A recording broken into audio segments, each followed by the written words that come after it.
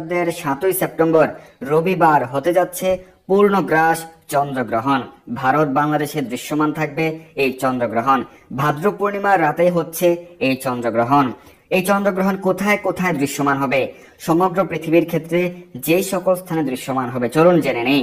Bharat, Bangladesh, Nepal, Bhutan, Malaysia, Singapore, চীন সহ Asia মহাদেশের সকল দেশে দৃশ্যমান থাকবে। দুবাই, আবুধাবি, আরব আমিরাত, বাহরাইন, কাতার, কুয়েত, ওমান, সৌদি আরব সহ মধ্যপ্রাচ্যের সকল দেশে, রাশিয়া, ফ্রান্স, ইটালি, জার্মানি, যুক্তরাজ্য সহ ইউরোপের সকল দেশে দৃশ্যমান থাকবে। কেনিয়া, ইথিওপিয়া সহ আফ্রিকার সকল দেশে, অস্ট্রেলিয়া, নিউজিল্যান্ড, পূর্ব ব্রাজিল এবং পশ্চিম আলাস্কা। এছাড়া ভারত মহাসাগর, প্রশান্ত মহাসাগরের পশ্চিম ভাগে, আটলান্টিক মহাসাগরের পূর্ব ভাগে দৃশ্যমান হবে এই পূর্ণগ্রাস চন্দ্রগ্রহণ। এই পূর্ণগ্রাস চন্দ্রগ্রহণের গ্রাসমান 1.368 এবং গ্রহণের স্থিতিকাল 3 ঘন্টা 30 মিনিট। পূর্ণগ্রাস চন্দ্রগ্রহণের সাক্ষী হতে পারেন বিশ্বের 709 কোটি মানুষ, অর্থাৎ সমগ্র বিশ্বের 86.6% জনসংখ্যাই দেখতে পাবেন এই পূর্ণগ্রাস চন্দ্রগ্রহণ। অর্থাৎ খুবই বিস্তৃত একটি চন্দ্রগ্রহণ। সারা বিশ্বের 709 কোটি মানুষের ক্ষেত্রে এই চন্দ্রগ্রহণের নিয়মাবলী পালন করতে হবে। তাই খুব দ্রুত আপনারা আমাদের আজকের আলোচনাটি সকলের কাছে পৌঁছে দিন। তো চলুন আমরা সারা বিশ্বের গ্রহণের সময়সূচি জেনে নেই। 7ই সেপ্টেম্বর হতে যাচ্ছে এই পূর্ণগ্রাস চন্দ্রগ্রহণ। ভারতে দৃশ্যমান থাকছে। গ্রহণ শুরু ভারতের সময় অনুযায়ী রাত্রি 9:57 এবং সমাপ্তি হবে রাত্রি 1:27। রাত 12টার পরে সেটি ঘড়ির কাঁটায় 8 সেপ্টেম্বর হয়ে যায়।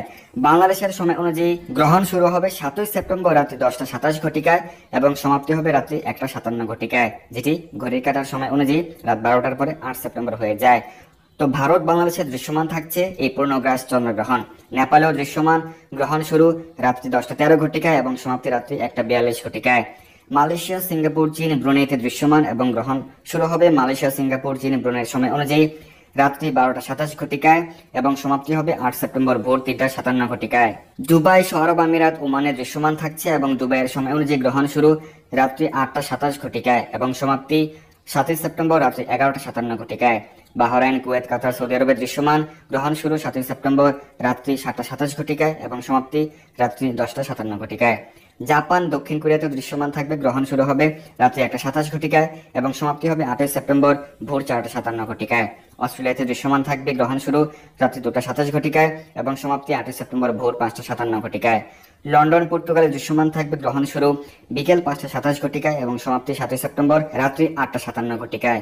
Italy, France, Spain, Germany, Poland, ক্রোয়েশিয়াতে দৃশ্যমান থাকবে এবং Italy, France, Spain, Germany, Poland, ক্রোয়েশিয়ার সময় অনুযায়ী গ্রহণ শুরু হবে সন্ধ্যে 6:27 এবং সমাপ্তি হবে রাত্রি 9:57। রাশিয়াতে দৃশ্যমান থাকবে। গ্রহণ শুরু সন্ধ্যা 7:27 এবং সমাপ্তি রাত্রি 10:57। সাউথ আফ্রিকাতে দৃশ্যমান এবং গ্রহণ শুরু সন্ধ্যে 6:27 এবং সমাপ্তি রাত্রি 9:57।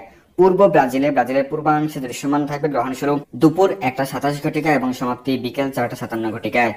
আমেরিকাতে অদৃশ্য থাকবে এই চন্দ্রগ্রহণ। আমেরিকার নিউ ইয়র্ক, জর্জিয়া, ফ্লোরিডার সময় অনুযায়ী গ্রহণ শুরু 12:27 এবং সমাপ্তি বিকেল 3:57। ডালাস, টেক্সাসে অদৃশ্য থাকবে। গ্রহণ শুরু সকাল 11:27 এবং সমাপ্তি দুপুর 2:57।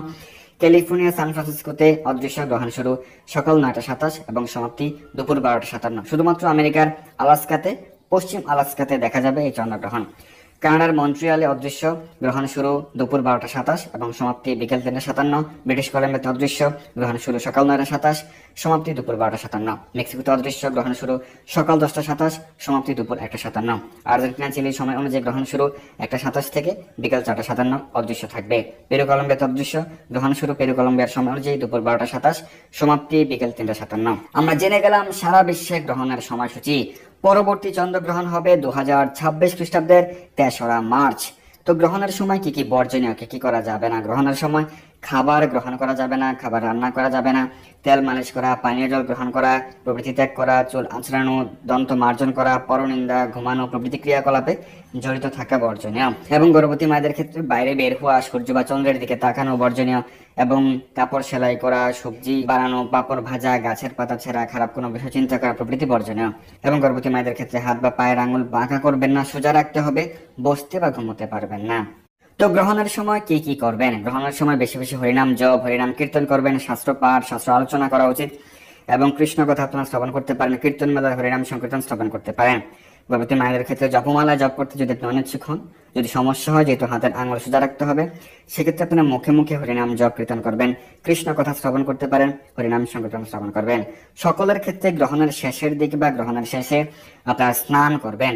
অবশ্যই এই পূর্ণগ্রাস চন্দ্রগ্রহণ যেহেতু দৃশ্যমান রয়েছে, অবশ্যই স্নান করতে হবে। শুদ্ধ ব্রাহ্মণ বৈষ্ণবকে দান করতে পারেন।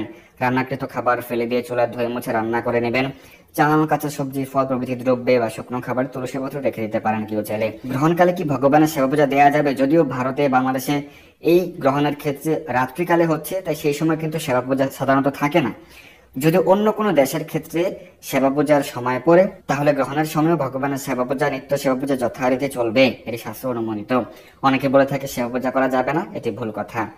চন্দ্রগ্রহণ যদি দৃশ্যমান হয় তাহলে অবশ্যই স্নান করতে হবে।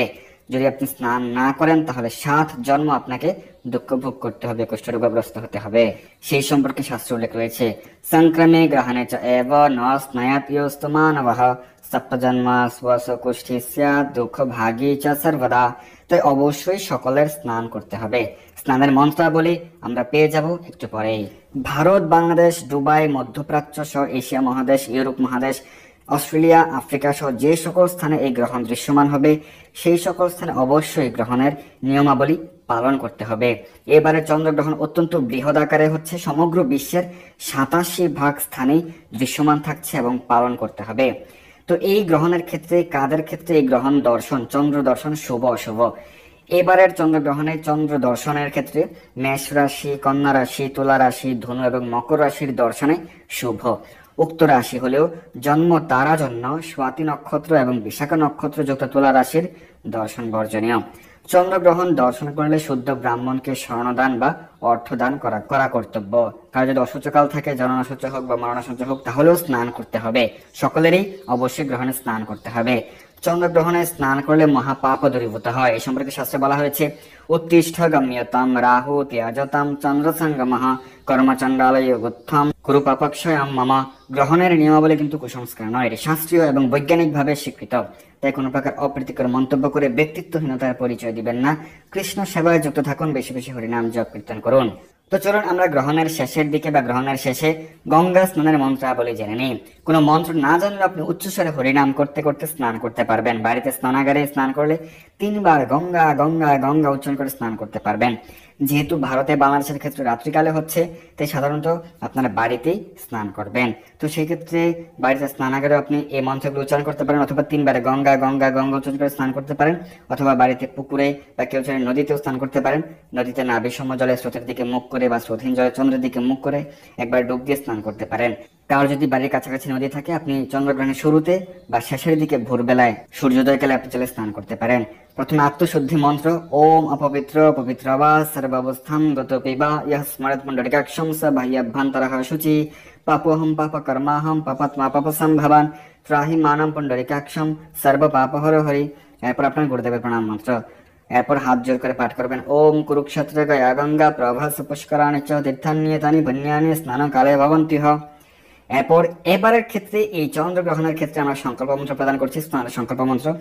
ওম বিষ্ণুরোম তৎসৎ অদ্য ভাদ্রমাসি সিংহ রাশিস্থ ভাস্করে শুক্লপক্ষে পূর্ণমাস্যাং তিথৌ কৃষ্ণপক্ষে প্রতিপতি তিথৌ রাহুগ্রস্তে নিশা করে অচ্যুত গোত্রস্য শ্রীমান গোপাল দাস অনন্ত গুণ গঙ্গা স্নান ফলপ্রাপ্তি কামঃ ত্রিকোটিকুল উদ্ধার কামঃ শ্রীকৃষ্ণ প্রীতি কামঃ শ্রী গঙ্গা দেবী প্রীত্যর্থে গঙ্গায়াম স্নানমহম করিষ্যে। এখানে আপনার নাম, আপনার গোত্রোচ্চারণ করবেন। আমি আমার নাম গোত্রোচ্চারণ করে মন্ত্রটি উচ্চারণ করেছি। এরপর গঙ্গা প্রণাম মন্ত্র, সদ্য পাতক সংহন্ত্রী সদ্য দুঃখ বিনাশিনী সুখদা মুক্ষদা গঙ্গা গঙ্গৈব পরমাগতি নমস্তে দেব দেবেশী গঙ্গা ত্রিপথস্য গামিনী ত্রিলোচনে শ্যাতরূপে ব্রহ্মা বিষ্ণু শিবার্চিতে। এরপর গঙ্গা নাম কীর্তনে গঙ্গার আগমন প্রার্থনা করবেন। নন্দী নীতি চ তে নাম বেদ সুনলি নীতি চ দক্ষা পৃথিবী বিরদ গঙ্গা বিশ্বকায়া শিবমৃতা বিদ্যাধরী মহাদেবী তথা লোকা প্রসাদিনী ক্ষমঙ্করি জাহ্নবী চ শান্ত শান্তি প্রদায়িনী এতানি পুণ্য নামানি স্নান কালে প্রকৃতায়ত। এরপর গঙ্গা জল স্পর্শ করে উচ্চারণ করবেন, ওম স্মৃতাশি গঙ্গে দৃষ্টাশি স্পর্শামি তাম মাহেশ্বরীম বিষ্ণু দেহদ্রবাকারে প্রসিদে জগদাম্বিকে। ওম গঙ্গে চৈব যমুনে চৈব গোদাবরী সরস্বতী নর্মদে সিন্ধু কাবেরী জলে अस्मिन् সন্নিধিম কুরু।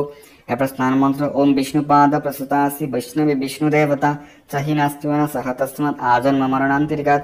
এরপর ওম নারায়ণায় নামঃ বলে 4 বার মাথায় জল নিয়ে শ্রীকৃষ্ণ চরণ স্মরণ করে স্নান করতে হয়। আপনার নদীতে স্নান করতে পারেন, পুষ্করণী বা পুকুরে স্নান করতে পারেন, অথবা বাড়িতে স্নানাগারে 3 বার গঙ্গা গঙ্গা গঙ্গা উচ্চারণ করে অথবা এই মন্ত্রগুলো উচ্চারণ করে আপনার বাড়িতে স্নানাগারে স্নান করতে পারবেন। তো পূর্ণগ্রাস চন্দ্রগ্রহণ সম্পর্কে আমাদের গুরুত্বপূর্ণ